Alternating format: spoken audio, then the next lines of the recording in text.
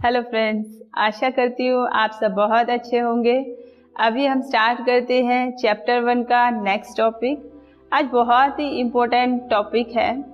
उस टॉपिक की हेडिंग है, मैंने पाया है कि नाराजगी, आलोचना, अपराध बोध और भय किसी भी अन्य बात से अधिक समस्याएं उत्पन्न करते हैं। डिटेल है, ये 4 बातें हमारे शरीर और हमारे जीवन में बड़ी समस्याएं उत्पन्न करती हैं। ये भावनाएं दूसरों पर दोषारोपण करने और अपने अनुभवों के लिए स्वयं को जिम्मेदार ना ठहराने से आती हैं। फ्रेंड्स, जो ये 4 चीज़ें बताई हैं, नाराजगी, आलोचना, अपराध बोध और भय, ये कब हमारे अंदर आता है? जब हम अपने आप को चेक नहीं करते हैं और अपने साथ होने वाली हर एक परिस्थिति के लिए दूसरों को दोषी ठहराते रहते हैं कि इनके कारण मेरे जीवन में ये सब हुआ है। ठीक है, तो आगे पढ़ते हैं। देखिए, यदि हम सभी अपने जीवन में हर बात के लिए जिम्मेदार हैं तो हम किसी पर दोषारोपण नहीं कर सकते। बाहर जो भी घट रहा है वह केवल हमारे आंतरिक विचारों का एक आईना है। मैं दूसरे लोगों के बुरे व्यवहार को नज़रअंदाज नहीं कर रही हूँ, लेकिन हमारे विश्वास ही लोगों को हमसे किसी प्रकार का व्यवहार करने के लिए आमंत्रित करते हैं। दोस्तों, यहाँ पे लुईस एल हमें समझाना चाहती है, बताना चाहती है कि हमारे साथ अगर दूसरे लोग भी कुछ गलत व्यवहार कर रहे हैं तो उन लोगों को भी हमने ही अट्रैक्ट किया है। कहीं ना कहीं हम ऐसा व्यवहार ही अपने साथ चाहते हैं, जिसके कारण हमारे अंदर नाराजगी, आलोचना, भय, अपराध बोध, ये सारी चीज़ें हमारे अंदर आती हैं। तो आप अपने आप को चेक करिए, कहीं आप तो इन 4 भावनाओं से ग्रस्त नहीं हैं। आगे पढ़ते हैं। यदि आप खुद को यह कहता हुआ पाए, हर कोई हमेशा मेरे साथ ऐसा करता है, मेरी आलोचना करता है, कभी मेरी मदद नहीं करता, मुझे पायदान की तरह इस्तेमाल करता है, मेरे साथ दुर्व्यवहार करता है, तो यह आपकी प्रवृत्ति है। फ्रेंड्स, ये सब चीज़ अगर आप फील करते हो, इन प्रॉब्लम्स के लिए दूसरों को दोषी ठहराने की ज़रूरत नहीं है। कहीं ना कहीं इन चीज़ों को हम ही अट्रैक्ट कर रहे हैं अपनी लाइफ में।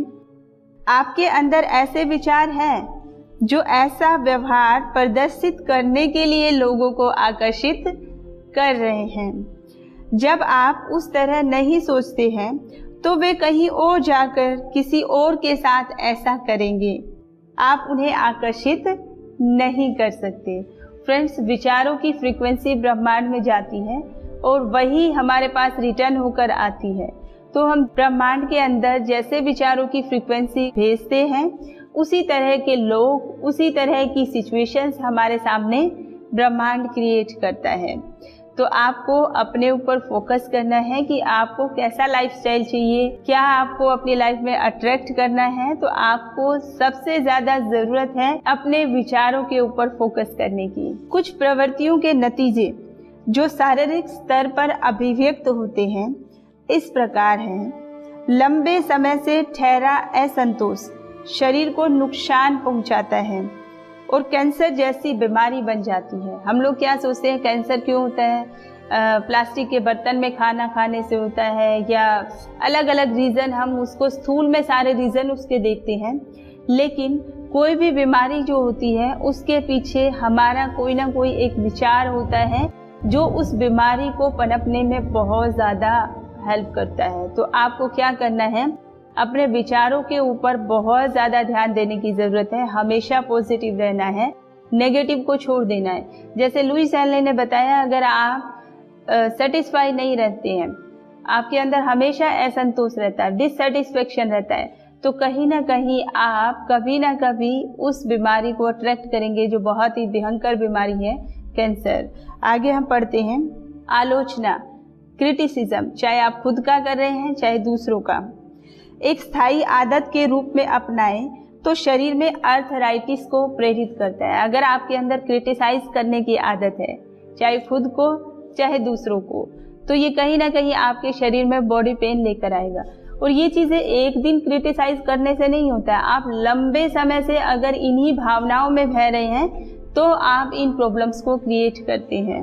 नेक्स्ट, अपराध बोध हमेशा सजा की तलाश करता है, गिल्ट फील करना। तो आप गिल्ट फील करते हैं तो कहीं ना कहीं आप सोच रहे होते हैं कि आपको सजा मिले, और सजा से पीड़ा होती है। जब कोई ग्राहक मेरे पास ज़्यादा पीड़ा के साथ आता है तो मैं जानती हूँ कि उसमें बहुत सारा अपराध बोध है। भय और उसके कारण उत्पन्न होने वाला तनाव, गंजापन, अल्सर और यहाँ तक कि पैरों में दर्द को जन्म देता है। मैंने पाया है कि क्षमा करने, दोस्तों ये पॉइंट नोट करने का है, ये लाइफ में बहुत ज़्यादा इम्पोर्टेंट है। आप इसको नोट कीजिए और अपने आप को चेक कीजिए और इन चीज़ों को अपनी लाइफ में लेके आइए। सच में आपकी लाइफ में ज़रूर परिवर्तन आएगा। मैंने पाया कि क्षमा करने और असंतोष को बहा देने से कैंसर जैसी बीमारियां ठीक हो गई हैं। शायद मेरी बात बड़ी सरल एवं अपरिपक्व लगती हो, लेकिन मैंने इसका प्रभाव देखा और अनुभव किया है। फ्रेंड्स, लुईस एहले ने ऐसे लाखों लोगों को सही किया है, सिर्फ उनके माइंड की प्रोग्रामिंग करके, सिर्फ उनके विचारों को चेंज करके, विचारों में परिवर्तन लाके उसने बहुत सारे लोगों को बहुत बड़ी बड़ी बीमारियों से ठीक किया है। और ये उसका पूरा रिसर्च डाटा है जिसमें वो बताती है कि किस बीमारी के पीछे क्या प्रॉब्लम, कौन से हमारे विचार रहते हैं।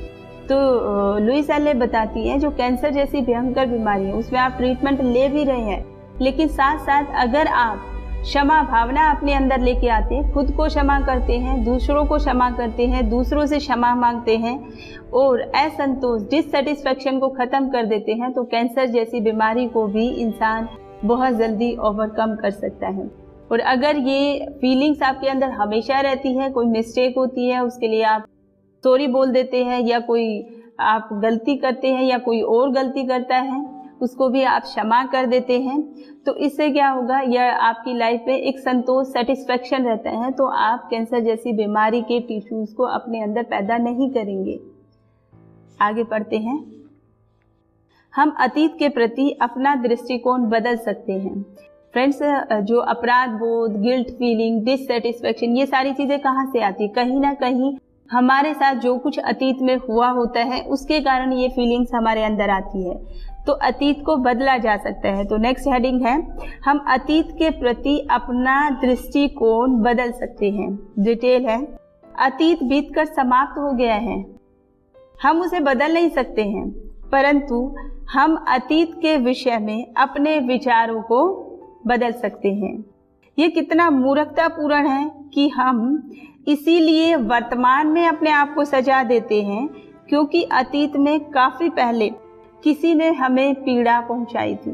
फ्रेंड्स, अगर आप अपने आप से प्यार करते हैं तो आपको क्षमा करना, ये गुण तो अपनाना ही होगा। क्षमा आप उस सामने वाले बंदे के लिए नहीं कर रहे हैं, क्षमा आप खुद के लिए कर रहे हैं, क्योंकि वो बातें आपको पीड़ा दे रही है और आपको खुद को खुश रखना है। इसीलिए आप सामने वाले को, आपको क्या करना है, क्षमा भाव रखना है, क्षमा करना है।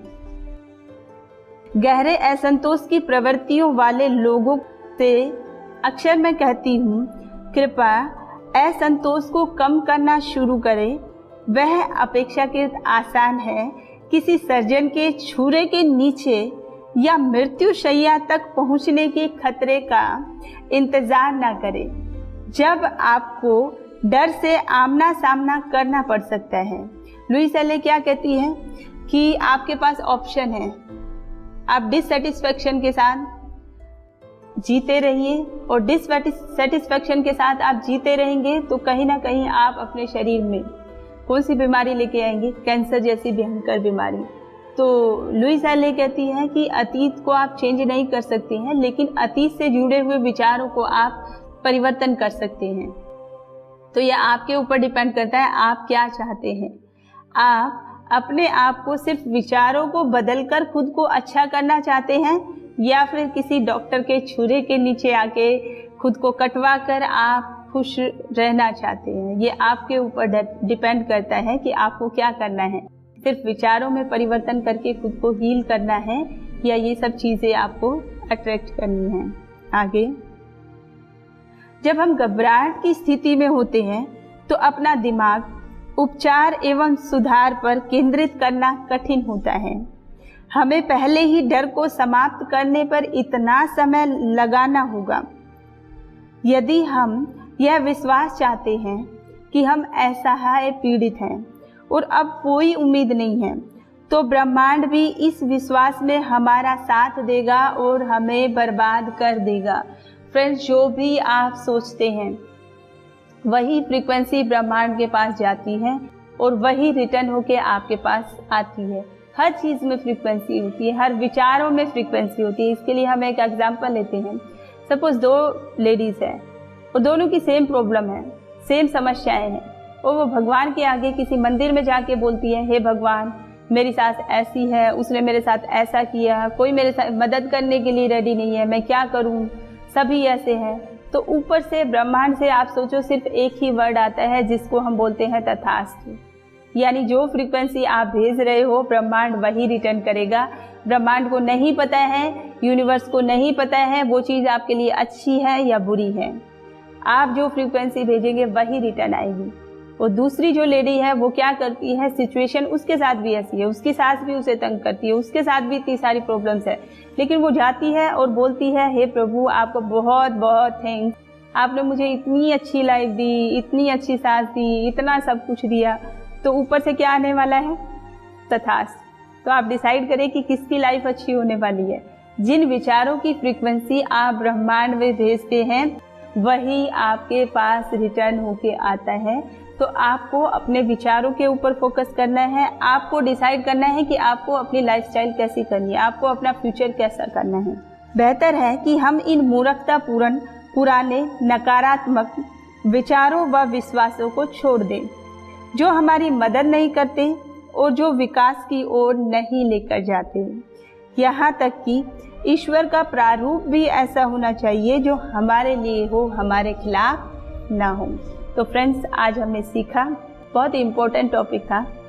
इस टॉपिक में लुईस हेले हमें समझा रही है कि हमारे अंदर जो भी अतीत में हमारे साथ हुआ है, चाहे वो हमारी गलती है चाहे दूसरे की गलती है, उन गलतियों के कारण अपने अंदर आलोचना, डर, क्रिटिसाइज करना, ये सारी चीज़ें, हम नाराज़गी, ये सब अपने अंदर ना लेके आए, क्योंकि ये सारी चीज़ें ये हमारे अंदर कुछ ना कुछ भयंकर बीमारी लेकर आ सकती है।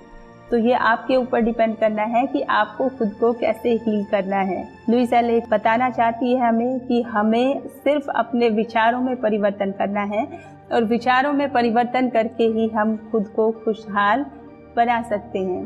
तो फ्रेंड्स, आज का टॉपिक यही हम समाप्त करते हैं। मिलते हैं नेक्स्ट वीडियो में नेक्स्ट टॉपिक के साथ।